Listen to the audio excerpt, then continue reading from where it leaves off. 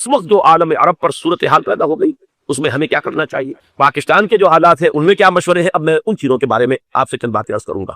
پہلی بات تو یہ ہے کہ مشرق وسطیٰ کے مسئلے میں اس کے پس منظر کو سمجھ لینا چاہیے۔ ہمارے بہت سے احباب جو ہے وہ فوری طور پر وقتی صورتوں کو، جیسے کہ حالات و واقعات ہوتے ہیں، صرف انہی کے اعتبار سے رائے قائم کرتے ہیں، چیزوں کا پس منظر جو ہے نگاہوں کے سامنے رہنا چاہیے۔ اس صدی کا ایک مختصر سا نقشہ ذہن میں رکھیے، یہ 20ویں صدی کے آغاز کے وقت، جسے ہم پورا کہتے ہیں مڈل ایسٹ، بلکہ صرف مڈل ایسٹ نہیں، پورا شمالی افریقہ سلطنت عثمانیہ کا حصہ تھا، خلافت عثمانیہ، لیبیا، الجزائر، مصر، پورا حجاز، یمن، پورا عراق، شام، اور یہ شام ہی کے حصے ہیں در حقیقت، اردن اور لبنان، یہ سب، یہ شام عرب، عراق عرب، یہ پورا علاقہ خلافت عثمانیہ یہ اس کا حصہ تھا۔ پہلی جنگ عظیم میں انگریزوں نے عربوں کو بغاوت پر آمادہ کیا، غداری پر آمادہ کیا، انہوں نے خلافت عثمانیہ کے خلاف بغاوت، بیج بوئے ان کے دلوں کے اندر نفرت، ابھارا انہیں، تم ترکوں کے غلام کیوں ہو، تمہیں خود حاکم ہونا چاہیے، تم کھڑے ہو جاؤ، ہم مدد کریں گے، تم بغاوت کرو، تم ان ترکوں کے خلاف ہماری مدد کرو، ہم تمہیں آزاد کر دیں گے، تم اپنے پاؤں پر خود کھڑے ہو جاؤ۔ یہ بہت ہی ہمارے لیے دردناک المیہ ہے پہلی جنگ عظیم کا۔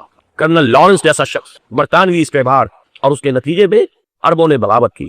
اور اس قدر دردناک بات آپ کو بتا رہا ہوں، میں پہلی مرتبہ جب سن 62 میں حج کے لیے گیا مدینہ منورہ میں، ابھی وہ ریل کے انجن کھڑے ہوئے تھے۔ یہ ترکی کے زمانے میں، سلطنت عثمانیہ کے زمانے میں بغداد سے مدینے تک ریلوے لائن تھی۔ یہ پورا ایک عالم سلطنت عثمانیہ، سلطنت خلافت عثمانیہ، پوری ٹرینیں جو ہے ترکوں کی اڑائی گئی، ہزاروں ترکوں کو شہید کیا، یہاں تک کہ صحن حرم میں شہید کیے گئے سینکڑوں ترک۔ یہ جرم تھوڑے نہیں، معمولی نہیں۔ آج جس کی سزا مل رہی ہے، معلوم ہونا چاہیے کہ وہ جرائم کون کون سے۔ اب بھی جو لوگ گئے انہوں نے دیکھا ہوگا ترکی کا قلعہ موجود ہے اوپر پہاڑی کے اوپر، حرم کا جو سب سے بڑا دروازہ ہے باب ملک عبدالعزیز، اس کے سامنے ایک لائبریری ہوتی تھی، اب تو غالباً وہ بھی گرا دی گئی ہے، اس کے پیچھے پہاڑی پر ترکوں کا قلعہ ہے پرانا، اس پر توپیں موجود تھی۔ جب بغاوت ہوئی ہے، جو حرم میں آئے ہوئے تھے ترک فوجی راہبان نہتے، وہ تو نماز پڑھنے آئے ہوئے تھے، ان کو وہاں ذبح کیا گیا ہے، اور ترکوں نے اپنی توپیں استعمال نہیں کی کہ کہیں بیت اللہ کو کوئی ادھر نہ پہنچ جائے۔ بہرحال یہ غداری ہوئی ہے پہلی جنگ عظیم کے دوران، اور نہ صرف ترکوں کے، عربوں نے کی ہے۔ جیسا کہ میں نے کہا تھا، دو ہے سب سے بڑے مجرم روئے ارضی کے اوپر امت مسلمہ کے طبقات۔ ہمارا پنجابی سپاہی بھی جا کر انگریزوں کی مدد کر کے ایلن بی کو قبضہ جو لے کر دیا بغداد کا، اس میں ہمارے مسلمان پنجابی سپاہی بھی شامل۔ یہ خون چکاں باب ہے ہماری تاریخ کا اس صدی کا۔ لیکن اس کے بعد سلطنت عثمانیہ کے ٹکڑے ہو گئے، چیچڑے ہو گئے۔ ایک انگریز نے لکھا ہے یہ جملہ، زہر میں بجھا ہوا جملہ، کہ تاریخ میں یہ بات ثبت ہو جائے گی کہ ایک انگریز نے اس سلطنت کے ٹکڑے کر دیے کہ جو عمر فاروق نے قائم کی تھی رضی اللہ تعالیٰ عنہ۔ یہ پورا عالم، یہ تمام علاقہ اس نے پتہ کیا گیا۔ یہ بات ہاتھ بدل گئے تھے، ترک آ گئے، خلافت عثمانیوں کے پاس چلی گئی، لیکن یہ سلطنت تو حضرت عمر رضی اللہ تعالیٰ عنہ کے زمانے سے چلی آ رہی تھی۔ اس کو ایک انگریز کرنل نے، اور اس نے بغاوت پہ آمادہ کر کے عربوں کو اور ترکوں کے پیٹھ میں چھرا ڈبوا کر ان کے ذریعے سے اور ٹکڑے کر دیے۔ لیکن جب جنگ ختم ہوئی، اب انہوں نے کہا کہ اب ہمیں آزادی دیجیے۔ اب انہیں معلوم ہوا کہ غداروں کو دنیا میں کیا ملتا ہے، ٹکڑے کر دیے گئے۔ یہ حصہ عراق یہ انگریز کے پاس رہے گا، شام کا یہ علاقہ یہ فرانسیسیوں کے پاس رہے گا، مصر پر انگریزوں کا تسلط رہے گا، لیبیا اطالویوں کے پاس رہے گا، لے دے کر یہ جو علاقہ تھا حجاز، کیونکہ وہاں کچھ تھا ہی نہ، بوادی غیر ذی زرع، یہ عربوں کے پاس چھوڑ دیا گیا۔ اس وقت جو بادشاہ ہے شاہ حسین اردن کے، ان کے دادا سب سے بڑے غدار وہی تھے، لہذا ان کو اس علاقے کی بادشاہ تھی۔ اس کے بعد نجد سے تحریک اٹھی ہے، وہ سعودی جو خاندان ہے وہ نجد سے اٹھا تھا۔ نجد میں اس وقت کچھ بھی نہیں تھا، وہ تو صرف ریت کے تودے تھے، وہ کچھ بھی نہیں، لہذا ادھر کسی استعماری قوت کو دیکھنے کی ضرورت ہی نہیں۔ وہ تو بعد میں تیل برآمد ہوا، اس کی حیثیت ہو گئی، اور یہ امارات کا علاقہ جو ہے اس کی دنیا میں اب گویا کہ یوں سمجھیے کہ جو سب سے زیادہ اہم علاقے ہو سکتے ہیں روئے ارضی کے نقشے پر، ان میں سے ایک وہ ہو گیا۔ لیکن یہ اس وقت کی بات میں کر رہا ہوں، کوئی حیثیت نہیں تھی، لہذا اس کو چھوڑ دیا۔ یہ ہے تاریخی پس منظر، یہ لکیریں جو کھینچی گئی ہیں، یہ ایک ملت اسلامیہ کو جو قومیتوں میں تقسیم کیا گیا، پھر نعرے لگوائے گئے، المصر للمصریین، الشام للشامیین۔ اب شامی ایک علیحدہ قوم ہو چکے ہیں، مصری ایک علیحدہ قوم ہو چکے ہیں، عراقی ایک علیحدہ قوم ہو چکے ہیں۔ یہ ساری تقسیمیں استعمار کی پیدا کرنا ہے، اس کا کوئی تعلق اسلام کے ساتھ نہیں۔ اب ضرورت تو اس بات کی تھی کہ استعمار کے پنجے جب یہاں سے کچھ ہٹے، دوسری جنگ عظیم کے بعد ایک دور آیا، امریکہ ابھرا ہے دنیا کی عالمی سطح پر سیاست میں، اس کے ہاں کچھ آزادی کے تصورات تھے، اس نے بھی سپورٹ کیا۔ برطانیہ کمزور ہو چکا تھا، وہ اتنے بڑے علاقے کو گولڈ نہیں کر سکتا تھا، ہندوستان بھی آزاد ہوا، پھر یہ کہ اور دوسرے علاقوں سے بھی اس کو پسپائی اختیار کرنی پڑی۔ استعمار کے پنجے جس طرح بھی ہوئے، ان کے سینوں سے، عربوں کے سینوں سے جو ہے گویا کہ وہ ہٹے، لیکن امریکہ نے ایک اپنی بہت بڑی حکمت عملی جو اختیار کی، عالم عرب کے سینے میں اسرائیل کا خنجر پیوست کر دیا، تاکہ یہ کبھی آزاد نہ ہو جائے، ہمارے انگوٹھے تلے رہے، ہماری پالیسی گواہ کرے۔ یہ استعمار کا دوسری جنگ عظیم کے بعد، جہاں برطانوی استعمار، فرانسیسی استعمار رفتہ رفتہ یہ ہٹنے شروع ہوئے۔ صدر ناصر نے انگریزوں کو اٹھا کر پھینکا میڈیٹرینین میں اور دوسرے جگہوں سے، الجزائر نے آزادی حاصل کی فرانس سے، اطالویوں سے جو ہے لیبیا والوں نے آزادی حاصل کی، یہ ہو گیا، لیکن ایک خنجر پیوست کر دیا گیا اسرائیل کا سینہ عرب۔ اس صورتحال میں ظاہر بات ہے کہ ایک تو بڑی آئیڈیل پوزیشن تھی کہ پورا عالم اسلام متحد ہو، لیکن وہ تو بہت دور کا خواب معلوم ہوتا ہے۔ علامہ اقبال سے بڑا کوئی نقیب نہیں ہے ملت اسلامی کی وحدت کا، ایک ہو مسلم حرم کی پاسبانی کے لیے نیل کے ساحل سے لے کر تابخا کے کاشغر۔ لیکن انہیں بھی اپنے لیکچرز میں کہنا پڑا کہ اس وقت جو صورتحال ہے پورے عالم اسلام کی ایک وحدت بن جانا تو تقریباً ناممکن نظر آ رہا ہے۔ اگر کسی طرح ایک common wealth of Muslim nations وجود میں آ جائے تو بھی بڑی کامیابی ہے، لیکن اس سے بھی پہلے یہ تو زیادہ آسان تھا کہ عالم عرب ایک وحدت کی شکل اختیار کرے۔ یہ تو ایک قوم ہے، اکثر و بیشتر ایک نسل یا زیادہ دو نسلیں کہتی ہے۔ شمالی افریقہ میں بربر نسل بھی ہے، باقی تو سب عرب۔ یہ پورا عالم ایک نسل ہے، ایک زبان، پورے اتنے رقبے کے اوپر بولے جانے والی ایک زبان، یہ تو ایک ہو جائے۔ افسوس یہ ہے کہ اس کا ایک ہو جانا ایک شخصیت ابھری تھی جو مذہبی مزاج کی شخصیت تھی، جو دینی مزاج کی حامل شخصیت تھی۔ اگر اس کی قیادت میں عالم ہندوستان اور خراسان یعنی موجودہ افغانستان تک۔ ابن ماجہ کی روایت ہے ان عبداللہ ابن الحارث رضی اللہ تعالی عنہ قال رسول اللہ صلی اللہ علیہ وسلم یخرج ناس من المشرق یوطئون للمہدی یعنی سلطانہ، دونوں طرح سے پڑھ سکتے۔ حضرت عبداللہ ابن حارث فرماتے ہیں رضی اللہ تعالی عنہ کہ حضور نے ارشاد فرمایا مشرق کی طرف سے وہ فوجیں نکلیں گی، لوگ آئیں گے جو عرب میں مہدی کی حکومت قائم۔ یہ مہدی کون ہوں گے اس کا ذکر میں ذرا بعد میں کروں گا، لیکن نوٹ کر لی کہ مہدی سے پہلے لازماً کسی مشرقی علاقے کے اندر وہ نظام قائم ہو چکے گا، تب وہاں سے فوجیں آئیں گی۔ یہ مشرق کون سا ہے؟ عرب کے مشرق میں آپ چلیے ایران بھی آ جائے گا، افغانستان بھی ہے، پاکستان بھی، اور اگر اسے اور توسیع دے تو ہندوستان بھی ہے۔ یہ ہے عرب کا مشرق۔ اس سے فوجیں کیا، اس کا کیا مطلب ہے کہ اس میں سے کسی جگہ پر نظام خلافت پہلے قائم ہو جائے گا تاکہ وہاں سے فوجیں جائیں گی جو جزیرہ نما عرب میں حضرت مہدی کی حکومت کو قائم ہے۔ اب دوسری حدیث، یہ سنن ابن ماجہ کی حدیث تھی جو میں نے آپ کو سنائی، آپ نے پڑھی۔ دوسری عن ابی ہریرہ رضی اللہ تعالی عنہ، یہ ترمذی شریف کی روایت ہے، قال قال رسول اللہ صلی اللہ علیہ وسلم یخرج من خراسان رایات سود لا يردها شیء حتی انصب به لیا۔ خراسان کے علاقے سے سیاہ جھنڈے لے کر فوجیں آئے گی، ان کا رخ کوئی موڑ نہیں سکے، ان کو پیچھے پھیر نہیں سکے گی کوئی بھی، یہاں تک کہ وہ یروشلم میں جا کر جھنڈے نصب کر دیں۔ ایلیا حضور کے زمانے میں یروشلم کو، یہ یروشلم تھا جب حضرت سلیمان کی حکومت تھی، اور یہاں پر معبد سلیمانی، ہیکل سلیمانی قائم، پھر یہ یروشلم کی رہا ہے تاریخ میں، یہاں تک کہ سن 70 عیسوی میں جب ٹائٹس رومی جنرل نے اس کو گرایا، ختم کیا، سیکنڈ ٹیمپل گرا دیا، اور یہاں سے یہودیوں کو نکل جاؤ یہاں سے، کوئی یہودی باقی نہیں رہا، تب بالکل تہوبانہ پر بات کر دیا۔ اس کے کوئی 150 سال بعد ہیڈریان، رومن ایمپرر ہیڈریان، اس نے پھر دوبارہ آباد کیا اس 150 سال تک یہ بالکل بنجر اور بالکل غیر آباد ہوا۔ اب ہیڈریان نے جب آباد کیا تو اس کا نام ایلیا رہا، اب یروشلم نام دی، تو حضور کے زمانے میں پھر اس کا نام ایلیا۔ اور اب اس سے کیا معلوم ہو رہا ہے کہ یہ یروشلم مسلمانوں کے قبضے سے اس وقت نکلا ہوگا، ایک دفعہ پہلے نکلا تھا 899 عیسوی میں مسلمانوں کے ہاتھ سے نکلا، کروسیڈرز عیسائیوں نے آ کر اس کو قبضے میں لاکھوں مسلمانوں کو مارا کر اس کو 1187 عیسوی میں واپس لیا ہے۔ کس نے لیا ہے؟ صلاح الدین ایوبی کرد۔ عرب کھوکھلے ہو چکے تھے، عربوں نے کھویا، واپس ملنے سے بہت حکومت کر چکے تھے 400-500 برس کی، اور ان کے عیش اور ان کے آرام اب ان میں جان نہیں تھی کہ وہ واپس لے سکے۔ واپس لینے والا گرم کرد صلاح الدین ایوبی۔ گویا کہ اب آپ سمجھئے کہ 88 برس تک عیسائیوں کا قبضہ رہا یروشلم۔ اب 1967 میں یہودیوں نے قبضہ کیا ہے، اور اب 38 برس تو ہو گئے، 88 نہیں 38 برس ہو گئے، لیکن وہ دور آئے گا کہ اب پھر لیں گے، لینے والے عرب بھی نہیں ہوں گے۔ خراسان کے علاقے، یہ خراسان کیا تھا؟ ایلیا تو میں نے آپ کو یروشلم کا نام ہے۔ خراسان اس زمانے میں ایک بہت بڑے ملک کو کہتے، کچھ حصہ پاکستان کا بھی اس میں شامل، کچھ حصہ ایران کا بھی ہے، ایران کے اس حصے کو اب بھی خراسان ایک صوبہ ہے ایران کا چھوٹا سا۔ پاکستان میں خاص طور پر یہ جو علاقہ بالاکنڈ ایجنسی کہلاتی ہے، اس سے اوپر جتنا علاقہ ہے، اور یہ جو واخان کی ایک پٹی آتی ہے اوپر، واخان افغانستان کی ایک پٹی سی دم سی چلی آتی ہے جو جا کر چائنا کی سرحد سے مل جاتی، یہاں سے لے کے یہاں تک یہ جو بالاکنڈ کا کو درہ ہے اور پہاڑ ہے، یہ بھی خراسان۔ باقی تقریباً 2/3 آف افغانستان، شاہدرن حصہ نہیں ہے خراسان کا حصہ، یہ سیستان کہلاتا ہے، یہ خراسان نہیں، لیکن یہ کہ اوپر کا 2/3 آف افغانستان، اور اس کے ساتھ یہ جو عرب جو ابھی ترک ممالک آزاد ہوئے ہیں سوویت یونین کی سولوشن کے ساتھ، یہ سارا علاقہ کہلاتا ہے خراسان بزرگ، دی گریٹ خراسان۔ ایک مرتبہ ایک یہاں کا جو قونصلیٹ ایران کا وہ آئے تھے میرے پاس، ان کے اہم آدمی، ان سے میں نے پوچھا خراسان، تو پہلے دن کا خراسان میں بات کیسی بات نہیں، مجھے خراسان، خراسان بزرگ، وہ جو دی گریٹر خراسان کی بات کر رہے ہیں وہ یہ تھا۔ پھر میں نے اور طریقوں سے بھی تحقیق کی. پہلے خیال تھا کہ پورا افغانستان اس میں شامل ہے، لیکن اب معلوم ہوا کہ نہیں، یہ جو جنوبی حصہ ہے یہ سیستان کہلاتا. کچھ بلوچستان کا حصہ اس میں شامل تھا اور کچھ یہ جنوبی حصہ افغانستان. یہاں سے فوجیں جائیں گی اور یہ فوجیں جا کر خراسان سے چل کر ایلیا پہنچیں گی، یروشلم پہنچیں گی اور اپنے جھنڈے کا. اس کا جو نتیجہ نکلتا ہے وہ آپ سمجھ لیجئے. اس میں بھی اب میں اس سیرت ترجمان القرآن اقبال کا ایک شعر آپ کو سنا رہا. ایک تو انہوں نے جو اردو میں کہا تھا، میرے عرب کو آئی ٹھنڈی ہوا جہاں سے، میرا وطن وہی ہے میرا وطن. ٹھنڈی ہوا ہوں، مجھے ہندوستان کی طرف سے ٹھنڈی ہوا آ رہی ہے صلی اللہ.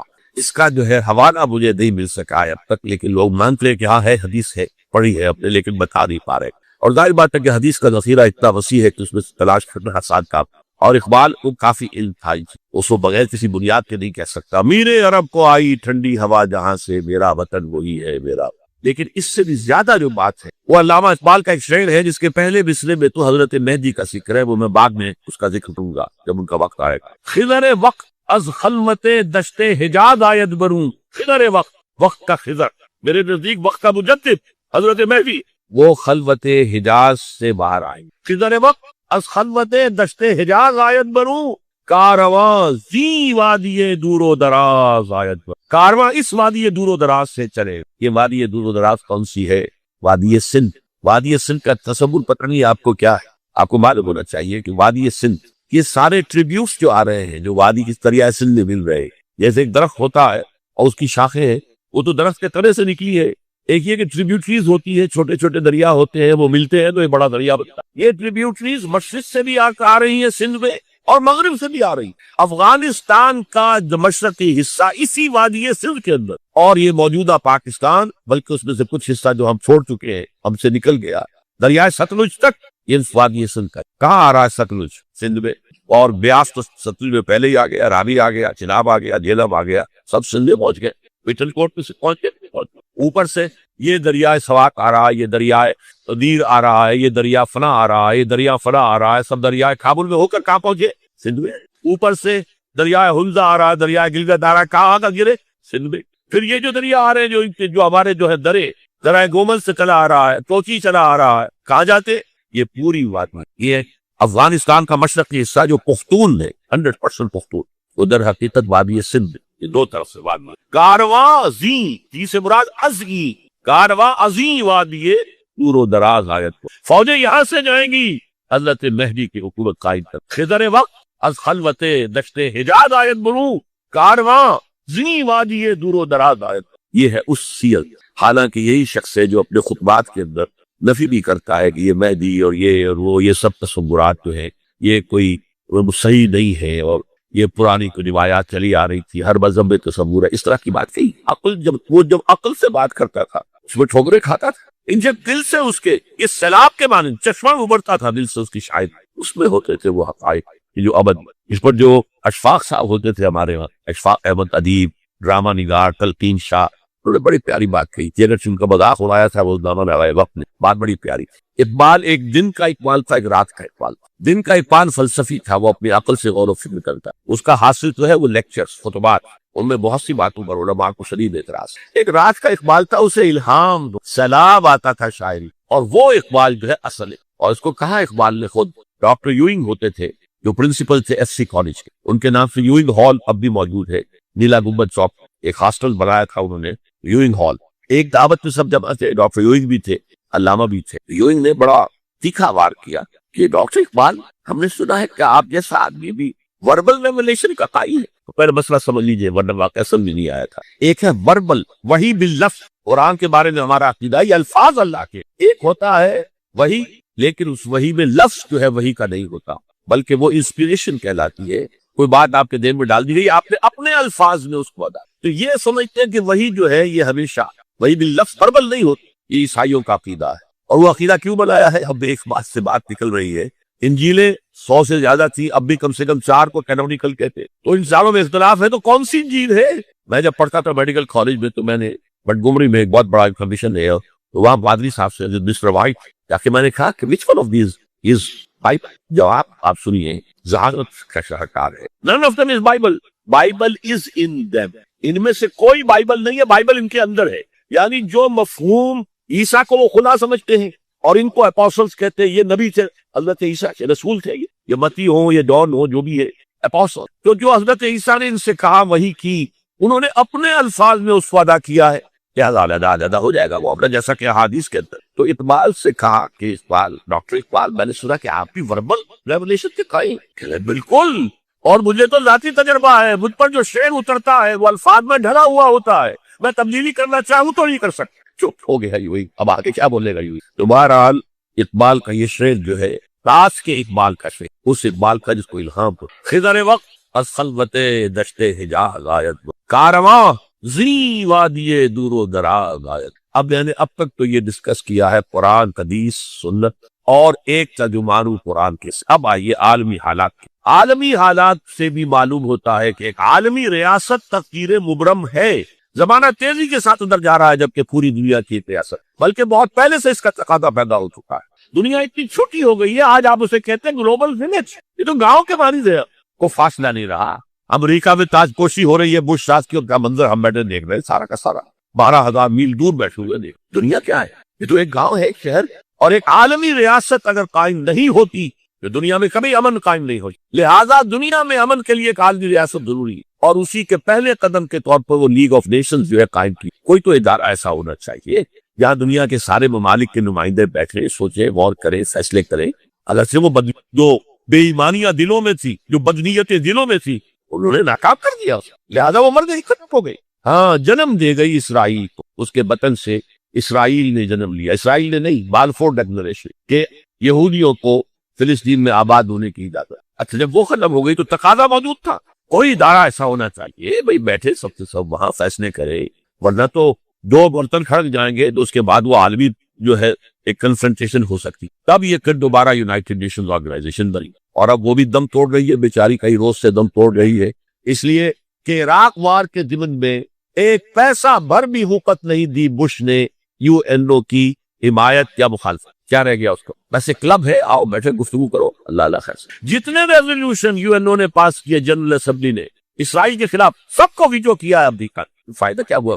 جنرل اسمبلی کا فیصلہ کشمیر کے بارے میں موجود ہے 55 سال سے، اس پر عمل درآمد نہیں ہو سکتا. تو وہ در حقیقت جب عدل انسان کے اندر نہ ہو، اللہ پر ایمان اور یقین نہ ہو، آخرت کے محاسبے کا احساس نہ ہو، تو کوئی بھی آپ ادارہ بنا لے پھر ہو جائے گا. ایک زمانے میں، وہ بھی میرے زمانے طالب علمی کا ہے، جمعیت طلبہ والے جو ہے کراچی سے نکالا کرتے تھے اسٹوڈنٹس وائس، ایک انگریزی افروزہ، اس میں لکھا تھا یو این او کا مطلب ہے یونائٹڈ نیشنز آرگنائزیشن نہیں، انٹائڈ نیشنز آرگنائزیشن، جو بندھی ہوئی نہیں ہے آپس میں. یہ نیشنز جو ہے ان کا کوئی آپس میں تعلق نہیں ہے، ان کی آرگنائزیشن انٹائڈ، یونائٹڈ. اور آج کا مدر سامنے آ چکا ہے. لیکن تقدیر مبرم ہے.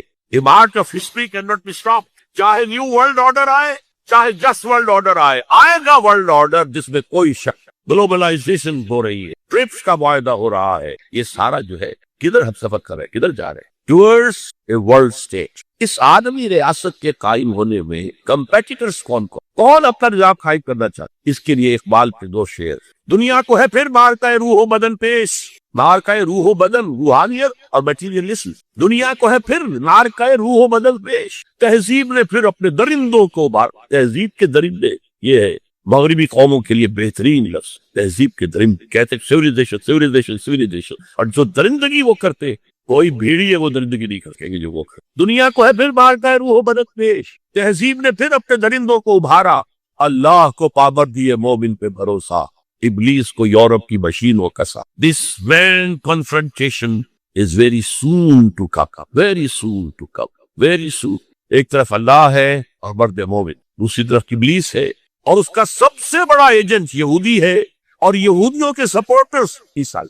یہ ہے دو طرفہ، یہ دو فریق. اور وہ میں آپ کو پہلے سنا چکا ہوں. نظر ابلیس نے کہا تھا مجھے نہ جمہوریت کا کوئی خطرہ ہے، نہ کوئی فاشزم سے خطرہ ہے، نہ کوئی اشتراکیت سے خطرہ ہے اگر کوئی خطر مجھ کو تو اس امت سے ہے جس کی خاکستر میں ہے اب تک شرارے آس. حال خالص قوم میں اب تک نظر آتے ہیں، وہ کرتے ہیں اشک سحرگاہی سے جو تعلیم کچھ. وہی خطرہ ہے جس کا ذکر کیا جب یو ایس ایس آر ختم ہو گئی، جس کے لیے نیٹو بنایا گیا تھا، جس کے لیے سیٹو بنایا گیا تھا، جس کے لیے سیٹو بنایا گیا تھا to contain U S S are.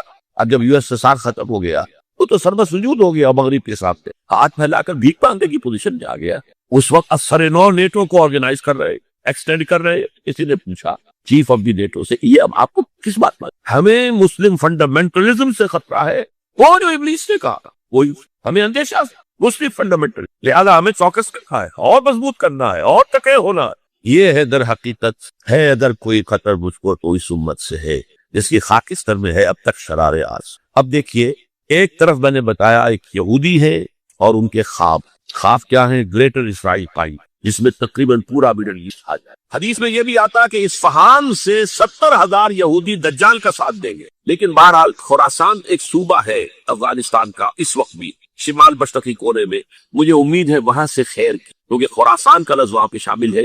اور حضور کی حدیث میں بعد میں آپ کو سناؤں گا کہ خراسان سے فوجیں چلیں گی جو یروشلم کو دوبارہ حاصل کریں گی، فتح کریں گی. جیسے پہلے یروشلم کھویا عربوں نے تھا، دوبارہ حاصل کیا تھا کرد خون صلاح الدین ایوبی رحمت اللہ علیہ، ایسے اب پھر عربوں نے کھویا ہے لیکن لینے والے خراسان سے لشکر آئیں گے. یخرج من خراسان رایات سود لا يردها شيء حتى تنصب بإلیا. خراسان کے علاقے سے کالے علم لے کر لشکر چلیں گے جن کے رخ کو کوئی بور نہیں سکے گا جب تک کہ وہ جا کر یروشلم میں نصب کر. دھنکی ہوئی روئی یا دھنکی ہوئی اون کے مانند، گالوں کے مانند جو ہے یہ، جیسے کہ ہیا تمر بر صحاب آیا ایک جگہ پر کہ تم ان کو دیکھ رہے ہو بڑے جمے ہوئے ہیں، ٹھوس ہے. وہی تمر بر صحاب، اس وقت تو یہ تمہارے پہاڑ جو ہے یہ ایسے ہوں گے. اور آج اس کی حقیقت ہم پر واضح ہے. پہلے تو آدمی نہیں سمجھ سکتا تھا کہ یہ بادل کیسے چلتے ہیں اور بادلوں کی حقیقت کیا ہے.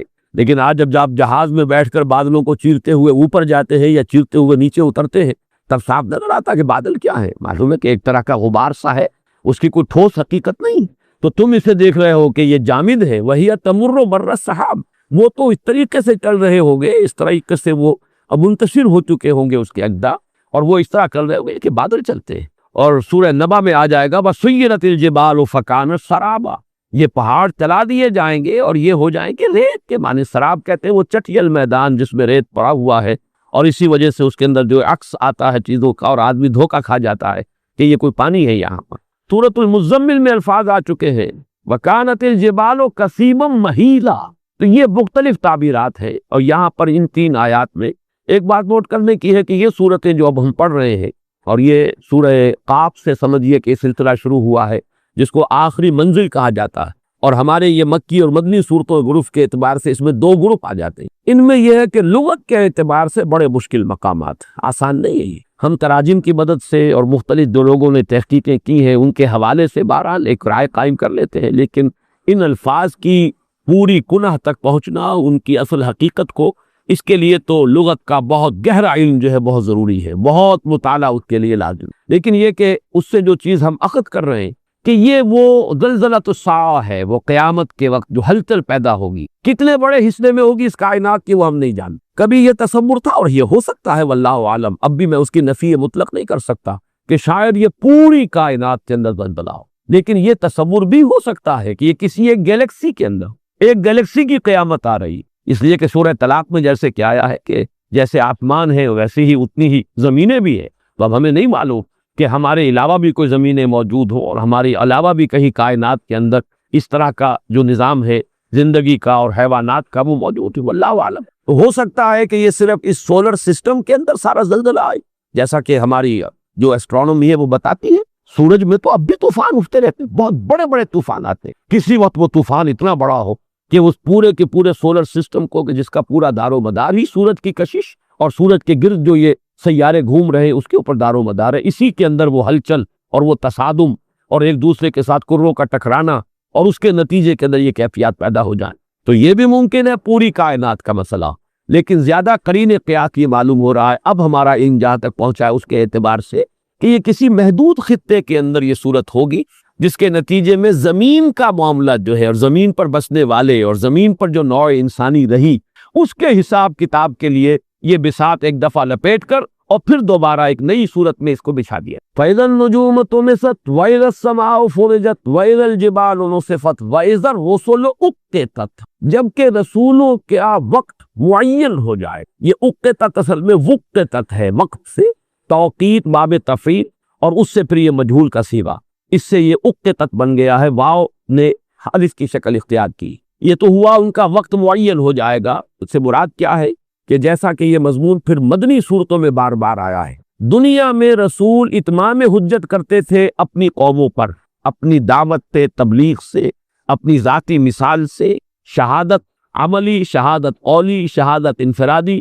اور محمد رسول اللہ صلی اللہ علیہ وسلم نے آخری درجے میں کر دی شہادت اجتماعی، اجتماعی نظام قائم کر کے دکھا دیا، یہ ہے اللہ کا دین، یہ ہے اس کی عملی شکل۔ تو یہ ہے وہ شہادت اور حجت کے جو رسول اس دنیا میں لوگوں پر، انسانوں پر، اپنی اپنی امتوں پر، اپنی قوموں پر کرتے رہے۔ اب اسی کا ایک ظہور ہوگا قیامت کے دن، محاکمہ اخروی، وہ جو عدالت اخروی ہے اللہ کی، اب اس میں پیشی ہوگی۔ ایک ایک قوم، ایک ایک امت کا جب معاملہ ہوگا پیشی کے لیے، تو پھر اس کا رسول پہلے کھڑا ہوگا اور وہ وہاں پر گواہی دے گا، ٹیسٹیفائی کرے گا، جسے آپ کہتے ہیں پروزیکیوشن وٹنس، سرکاری گواہ کی حیثیت سے کھڑے ہو کر رسول گواہی دیں گے، اے اللہ تیرا پیغام جو ہم تک پہنچا تھا ہم نے ان تک پہنچا دیا، ہماری ذمہ داری پوری ہوگی، پروردگار ہم نے اس میں کوئی کمی نہیں کی۔ یہ وہ مضمون ہے کہ جو ایک مکی صورت میں بھی بڑے پرجلال انداز میں آیا ہے، فَلَنَسْأَلَنَّ الَّذِينَ أُرْسِلَ إِلَيْهِمْ وَلَنَسْأَلَنَّ الْمُرْسَلِينَ، تو ہم لازماً پوچھ کر رہیں گے ان سے بھی جن کی طرف کے ہم نے رسولوں کو بھیجا،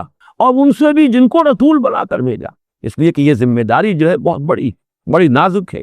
اللہ کا پیغام، اللہ کی وحی ایک شخص تک آئی، ظاہر بات ہے پوری قوم کے پاس تو فرشتہ نہیں آیا، پوری قوم کے پاس تو وہ کتاب نازل نہیں ہوئی، پوری قوم کو تو اللہ نے ایک ایک فرد تک تو وہ بات نہیں پہنچائی۔ اب یہ پوری ذمہ داری جو ہے اس فرد کی ہے، وہ رسول وہ بڑے کٹھن یعنی ذمہ داری کا حامل ہو گیا ہے، اس امانت کو پہنچائے اور پہنچانے کا حق ادا کرے۔ اگر وہ نہیں کرتا بالفرض تو گویا کہ لوگوں کی گمراہی کا وبال اس پر آ جائے، تم نے پہنچایا کہ نہیں؟ تمہارے پاس امانت تھی ہماری، تمہیں پہنچانا تھا نوع انسانی کو۔ اگر وہ پہنچا دے اور پہنچا ہی نہ دے، پہنچانے کا حق ادا کر لے تو وہ بری ہو گئے، اب محاکمہ ہوگا، اب تم بتاؤ تم نے کیا۔ یہ ہے در حقیقت فَلَنَسْأَلَنَّ الَّذِينَ أُرْسِلَ إِلَيْهِمْ، ہم لازماً پوچھیں گے ان سے جن کی طرف ہم نے رسولوں کو بھیجا، وَلَنَسْأَلَنَّ الْمُرْسَلِينَ، اور ہم لازماً پوچھیں گے مرسلین سے، بھیجے ہوئوں سے، رسولوں سے، کہ تم نے وہ پیغام پہنچا دیا یا نہیں۔ یہی ہے کہ جو مضمون بار بار آیا ہے، فَكَيْفَ إِذَا جِئْنَا مِن كُلِّ أُمَّةٍ بِشَهِيدٍ وَجِئْنَا بِكَ عَلَىٰ هَٰؤُلَاءِ شَهِيدًا، سورہ نساء کی جو آیت ہے، ویسے تو سورہ نحل میں بھی یہ مضمون آیا ہے، بلکہ 2 مرتبہ آیا ہے، لیکن سب سے زیادہ نمایاں ہو کر اور واضح ہو کر یہ مضمون سورہ نساء کی آیت نمبر 41 میں آیا ہے۔ فَكَيْفَ، کیا ہوگا اس دن، کیا بیتے گی، ذرا تصور کرو کیا حال ہوگا اس دن۔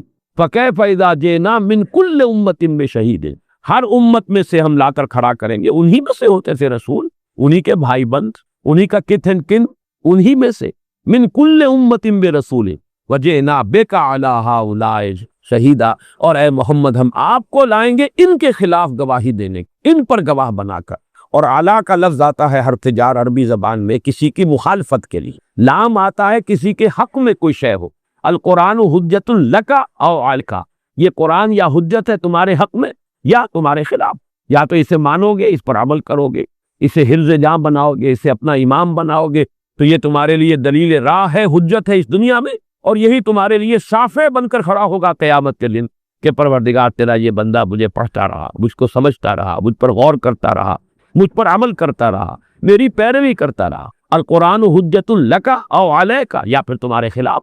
پروردگار یہ مانتا تھا کہ میں تیری کتاب ہوں، پھر اس نے مجھے نہیں پڑھا، ہر شے کو سمجھا، مجھے نہیں سمجھا، اور سمجھا بھی تو مجھ پر عمل نہیں کیا۔ القرآن حجت لک او علیک، تو یہی وہ لفظ آتا ہے، وہ حرف جو ہے علی، فَكَيْفَ إِذَا جِئْنَا مِن كُلِّ أُمَّةٍ بِشَهِيدٍ وَجِئْنَا بِكَ عَلَىٰ هَٰؤُلَاءِ شَهِيدًا۔ اور اس پر آپ کو واقعہ یاد ہوگا، میں نے اس کو نقل بھی کیا ہے، مسلمانوں پر قرآن مجید کے حقوق نامی جو میرا کتاب چاہے اس میں اس آیت پر حضور صلی اللہ علیہ وسلم کی آنکھوں سے آنسو رواں ہوئے۔ حضرت عبداللہ ابن مسعود یہ فرماتے ہیں کہ حضور نے فرمائش کی کہ قرآن پڑھو، مجھے قرآن سناؤ، تو میں نے عرض کیا کہ حضور آپ کو سناؤ، آپ پر تو نازل ہوا ہے۔ آپ نے فرمایا ہاں، لیکن مجھے دوسروں سے سن کر کچھ اور حد اور کیفیت حاصل ہوتی ہے، سناؤ۔ تو امتثال امر میں انہوں نے سورہ نساء شروع سے پڑھنی شروع کی۔ اب حضور سر جھکائے بیٹھے ہوئے ہیں یا تشریف فرما ہے، اور ظاہر بات ہے کہ عبداللہ ابن مسعود پڑھ رہے تو ان کی گردن جھکی ہوئی ہے، تلاوت کر رہے ہیں، قرات کر رہے ہیں۔ جب اس آیت پر پہنچے فَكَيْفَ إِذَا جِئْنَا مِن كُلِّ أُمَّةٍ بِشَهِيدٍ فَجِئْنَا بِكَ عَلَىٰ هَٰؤُلَاءِ شَهِيدًا، تو حضور نے فرمایا حسبک حسبک، بس کرو بس کرو۔ اب وہ فرماتے ہیں حضرت عبداللہ ابن مسعود کہ میں نے نگاہ اٹھا کر دیکھا حضور کی آنکھوں سے آنسو، اس لیے کہ اپنی قوم کے خلاف گواہی دینی ہوگی کہ پروردگار میں نے پہنچا دیا تھا انہیں۔ ظاہر بات ہے اس میں ابو لہب بھی ہے، تو اپنا ہی حقیقی چچا ہے، اس میں تو ابو طالب بھی، بہرحال وہ بھی ایمان نہیں لائے، اس دنیا سے بغیر کلمہ شہادت ادا کیے چلے گئے۔ یہ ساری گواہی کن کے خلاف پڑے گی؟ جیسے ابھی 2 جمعوں میں نے بیان کیا ہے کہ رسالت اور نبوت رحمت ہے، لیکن سب کے حق میں نہیں۔ رحمت تو انہی کے حق میں ہے جنہوں نے اس کی ہدایت اور رہنمائی سے فائدہ اٹھایا۔ جنہوں نے اس سے استفادہ نہیں کیا ان کے تو الٹا خلاف پڑ گیا معاملہ، کہ اگر پہلے رسول کی آمد سے پہلے وہ کوئی عذر پیش کر سکتے تھے، کوئی بہانہ بنا سکتے تھے، کوئی رعایت انہیں حاصل ہو سکتی تھی، تو اب وہ ختم ہوا کہ اب تو تمہارے اوپر آخری درجے میں حجت قائم کر دی گئی، لہذا اب تم کسی رعایت کے مستحق نہیں رہے۔ یہی وجہ ہے کہ دنیا میں اللہ کا قاعدہ یہ رہا ہے کہ جب رسول بھیج دیا گیا، پھر بھی اگر کسی قوم نے کفر ہی پر جو ہے اصرار کیا اور اسی کے اوپر وہ بضد رہی، تو پھر اس کو ہلاک کر دیا گیا۔ نو کنسیشن ناؤ، اب کوئی موقع نہیں کسی رعایت کا۔ تو یہ ہے جس کا نقشہ کھینچا جا رہا ہے۔ وَإِذَا الرُّسُلُ أُقِّتَتْ، معلوم ہوتا ہے کہ رسولوں کا اس وقت ایک ٹائم ٹیبل معین ہو جائے گا۔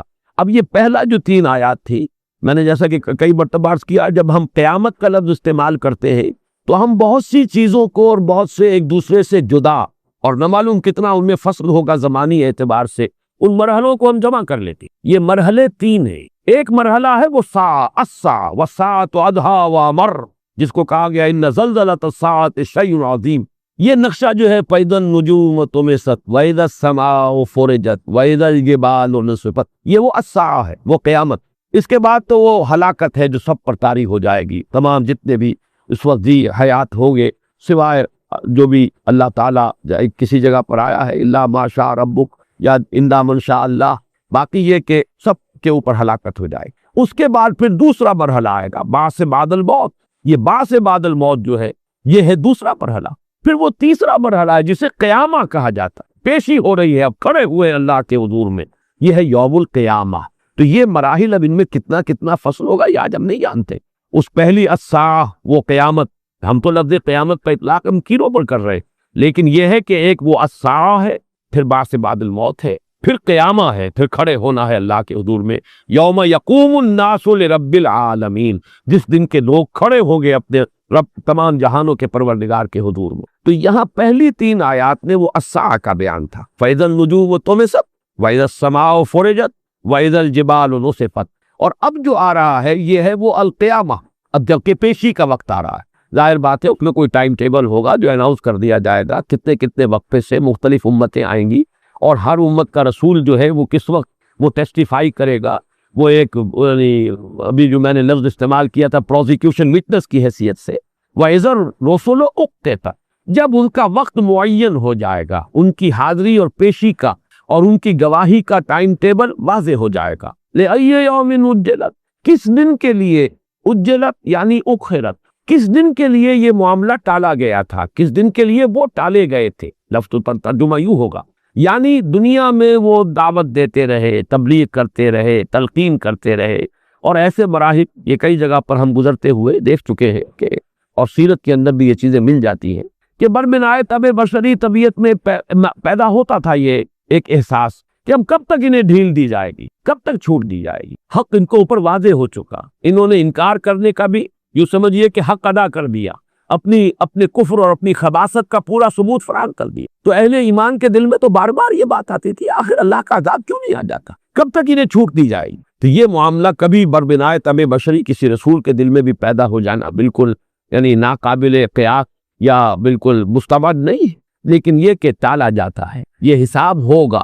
جیسے کہ کئی جگہ پر آیا ہے کہ اگر ایک وقت معین نہ ہوتا، وَلَوْلَا أَجَلٌ مُّسَمًّى، اگر نہ ہوتا تو ابھی ہم ان کا قصہ چکا دیتے اور پاک کر دیتے، لیکن ایک اجل معین ہے، ایک وقت معین ہے۔ اس دنیا میں بھی ان کی ڈھیل کا ایک وقت ہے، اس سے پہلے عذاب نہیں آئے گا، اور پھر آخرت کی ایک اجل تو ہے، وہ اجل جو ہے معین۔ تو لِأَيِّ يَوْمٍ أُجِّلَتْ، کس دن کے لیے ان کو ملتوی کیا گیا، ان کے معاملے کو ٹالا گیا، کس دن کے لیے فیصلہ جو ہے وہ آپ یوں کہہ کہ آج کل بھی ہوتا ہے ججمنٹ ریزروڈ، وہ ججمنٹ کا جو ہے وہ وقت جو ہے معین کیا گیا تھا۔ لِأَيِّ يَوْمٍ أُجِّلَتْ لِيَوْمِ الْفَصْلِ، فیصلے کا دن۔ جیسے کہ آج کل بھی ہماری عدالتوں کا بڑی لمبی چوڑی جو ہے وہ ہو گئی ہے، سماعت ہو گئی ہے، گواہیاں ہو گئی ہے، جرا ہو گئی ہے، اب فلاں دن جو ہے وہ فیصلے کا اعلان کیا جائے گا، وہ فیصلہ جو ہے وہ اس کا اعلان ہو جائے گا۔ اسی طریقے سے یہ یوم الفصل ہے، لیوم الفصل وما ادراک ما یوم الفصل، اور تم کیا سمجھتے ہو، کیا تمہیں اندازہ ہے، کتنا کچھ تمہیں اب اس میں بھی ادراکا اور یدریکا کا ایک فرق ہے بعض حضرات کے نزدیک. ادراکا بعض حضرات تو اس میں کوئی فرق نہیں کر سکتے. تمہیں کیا معلوم، تم نہیں جانتے، تمہیں اندازہ نہیں ہے، اس دن کی ہولناکی کا تمہیں اندازہ نہیں ہے، اس دن کی شدتوں کا تمہیں اندازہ نہیں ہے. ایک کو یہ کہ یہ نفی ہر حال میں. ایک رائے یہ ہے کہ وما ادراکا جب آتا ہے تو اس میں نفی نہیں، اس بات ہے اور کیا ہی تمہیں معلوم ہے اے محمد صلی اللہ علیہ وسلم وہ یوم الفقر کیا ہے. لیکن جب آتا ہے وما یدریکا جبکہ مضارع کی شکل میں آئے گا، اس میں یہ ہے کہ آپ کیا جانے، یعنی آپ کے سامنے ابھی یہ حقیقت واضح نہیں ہے، آپ نہیں جانتے. تو ادراکا اور یدریکا یہ فعل ماضی اور فعل مضارع کی شکل میں یہ ایک فرق ہے جو بعض حضرات نے کیا ہے. اکثر و بیشتر جو ہے القارعہ بالقارعہ وما ادراک ما القارعہ، الحاقہ بالحاقہ وما ادراک ما الحاقہ. تو عام طور پر یہی سمجھا گیا ہے کہ یہ دونوں حالتوں میں چاہے فعل ماضی ہو اور چاہے فعل مضارع ہو یہ نفی ہی کا مفہوم دیتا ہے. تو فرمایا کہ لِأَيِّ یوم اجلت لیوم الفطر وما ادراک ما یوم الفطر، تمہیں کیا معلوم کہ وہ یوم الفطر کیا ہے. اس میں یہ بھی ہے کہ اگرچہ بظاہر تو خطاب حضور سے ہے صلی اللہ علیہ وسلم، مخاطب اول تو قرآن کے آپ ہی ہے، لیکن یہ کہ یہاں مراد ہو سکتی ہے پوری نوع انسانی جو اس قرآن کو پڑھنے والی ہے، جس تک کہ تبلیغ ہو رہی ہے کہ اے سامع تجھے کیا پتا وہ قیامت ہے کیا، وہ فیصلے کا دن کیا ہے، وہ یوم عظیم یوم یقوم الناس لرب العالمین، وہ بڑا دن، وہ عظمت والا دن، وہ بڑا سخت دن جس کو کہ سورہ مزمل میں کہا گیا یوم یجعل الولدان شیبا، وہ دن کے جو بچوں کو بوڑھا کر دے. والسماء منفطر بہ، اور آسمان جو ہے پھٹ پڑنے کو ہے. وہ دن جو ہے وہ تو گویا کہ ایک ایسے بھاری بوجھ کے مانند ہے کہ آسمان اس کو سنبھالتے ہوئے گویا کہ بوجھ کے مارے پھٹ پڑنے کو. تو وہ دن جو ہے اس کی ثقالت، اس کی شدت، اس کی سختیاں، اس کی ہولناکیاں یہ قرآن مجید میں مختلف اسلوب سے بیان ہوئی ہے. یہاں بس ایک سوال کے انداز میں، لیکن اس سوال کے اندر جو ہے جو استفہام انکاری اسے کہے، استفہام تقریری کہے، اگر وہ فرض ذہن میں رکھیں ادراکا اور یدریکا. لیکن یہ کہ ہر صورت میں یہ استفہام جو ہے یہ ایک بڑی اس کی تفخیم اور اس کی جو بہت شدت ہے، ہولناکی ہے، اس کو بڑے اجمال کے ساتھ بیان کر رہا ہے. لیوم الفصل وما ادراک ما یوم الفطر ویل یومئذ للمکذبین. یہ اب آیت آ گئی جو اب 9 مرتبہ پھر اور دہراتے آئے گی. ہلاکت ہے، بربادی ہے، تباہی ہے. یہ ویل کا لفظی ترجمہ ہے ہلاکت، بربادی اور تباہی.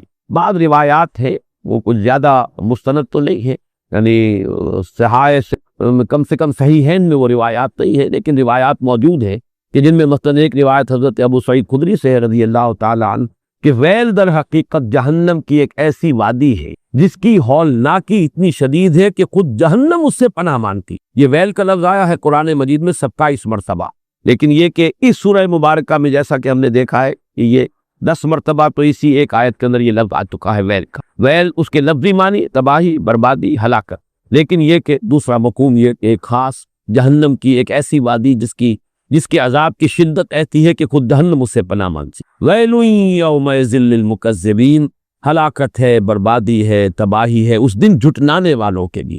اب یہاں پہ اگر یہ دوسرا مفہوم لیا جائے تو اس سے بھی ایک معنوی ربط قائم ہوتا ہے. مکذب جو ہے ایک ہے عام گناہ گار آدمی، ایک ایسے دور میں شخص پیدا ہوا جبکہ نبوت کی تعلیم بھی مٹ چکی یا ختم ہو چکی یا بدعات کے اور گمراہیوں کے غبار میں گم ہو چکی.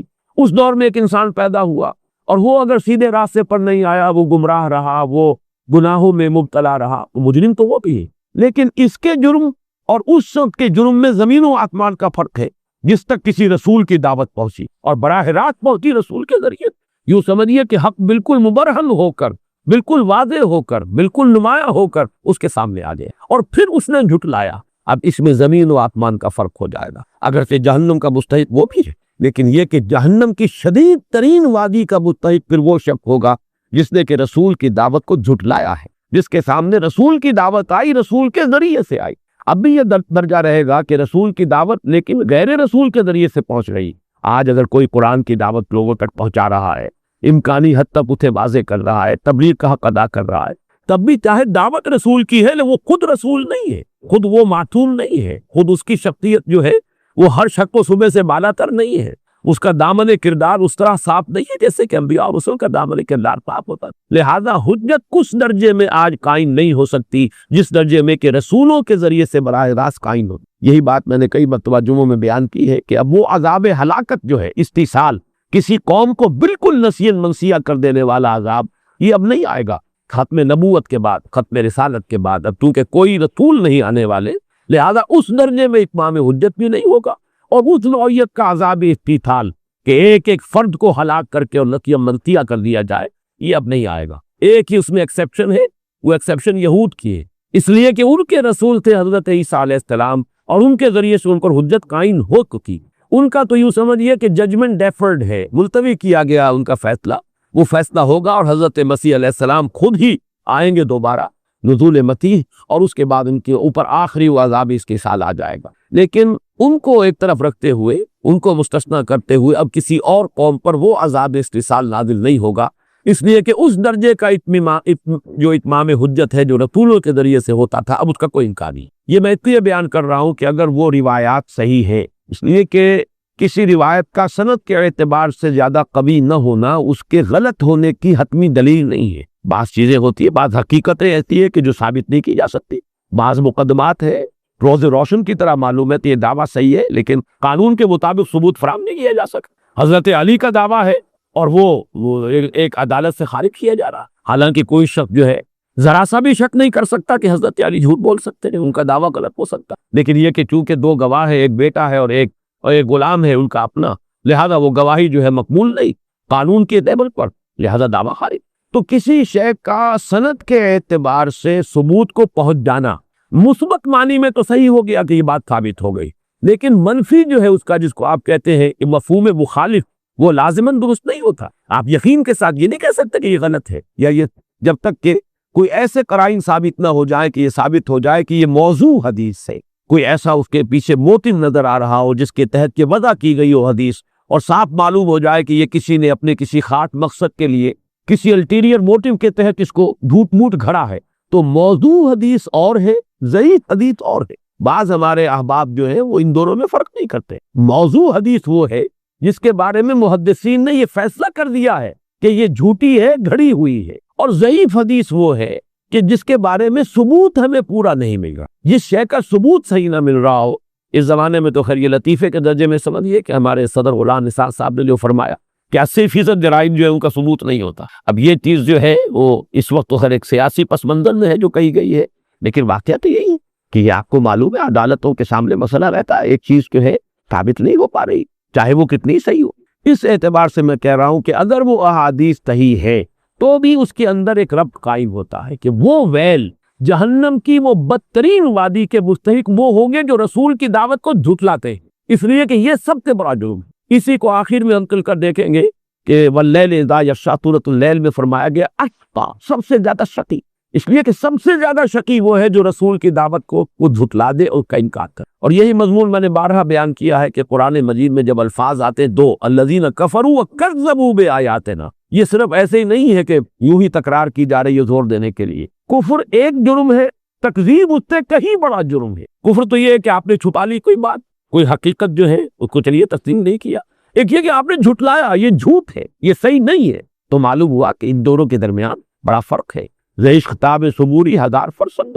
یہ میں عرض کر رہا ہوں کہ ان روایات کے اعتبار سے بھی اگر ویل کا مفہوم وہ لیا جائے تو بھی مضمون جو ہے منطقی طور پر درست ہے۔ ویل یومئذ للمکذبین، وہ وادی کے جس سے خود جہنم پناہ مانگتی ہو، جو سب سے زیادہ شدید عذاب والی وادی ہے، وہ اس دن مخصوص کر لی جائے گی ان کے لیے جو تکذیب کرنے والے، جھٹلانے والے، جنہوں نے رسولوں کی دعوت کا انکار کیا حالانکہ ان پر اتمام حجت آخری درجے میں ہو چکا تھا۔ عذراً اور نذراً ان کے تک جو ہے وہ بات پہنچائی جا چکی، پھر بھی انہوں نے تکذیب کی تو ان کے لیے ویل ہے۔ الم نہلک الاولین، اب یہ وہ دوسری شہادت کے جو تاریخ کے حوالے سے قرآن مجید میں آتی ہے بار بار، ایک تو ہے آفاقی شواہد، دلائل ربوبیت، ان کے حوالے سے بات کا سمجھایا جانا، ایک ہے تاریخی اعتبار سے الم نہلک الاولین، کیا ہم نے ہلاک نہیں کیا پہلوں کو، ثم نتبعہم الآخرین، پھر ہم انہی کے پیچھے لگاتے رہے یا لگا دیں گے پچھلوں کو۔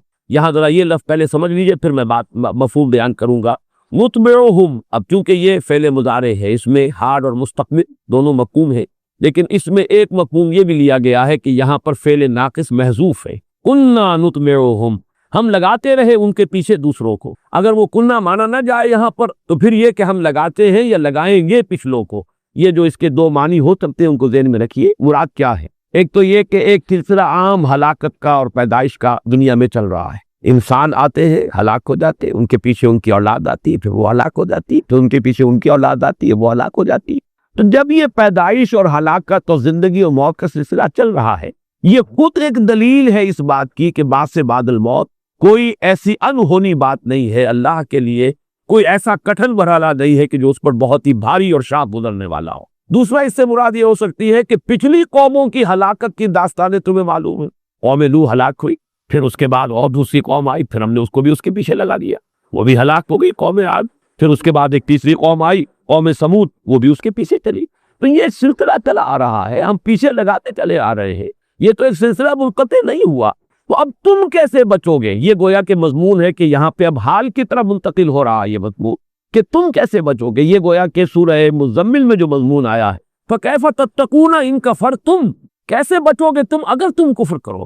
وہ جو فرمایا گیا کہ ہم نے اِنَّا أَرْسَلْنَا إِلَيْكُمْ رَسُولًا شَاهِدًا عَلَيْكُمْ كَمَا أَرْسَلْنَا إِلَىٰ فِرْعَوْنَ رَسُولًا فَعَصَىٰ فِرْعَوْنُ الرَّسُولَ فَأَخَذْنَاهُ أَخْذًا وَبِيلًا فَكَيْفَ تَتَّقُونَ إِن كَفَرْتُمْ، اگر تم کفر کرو گے۔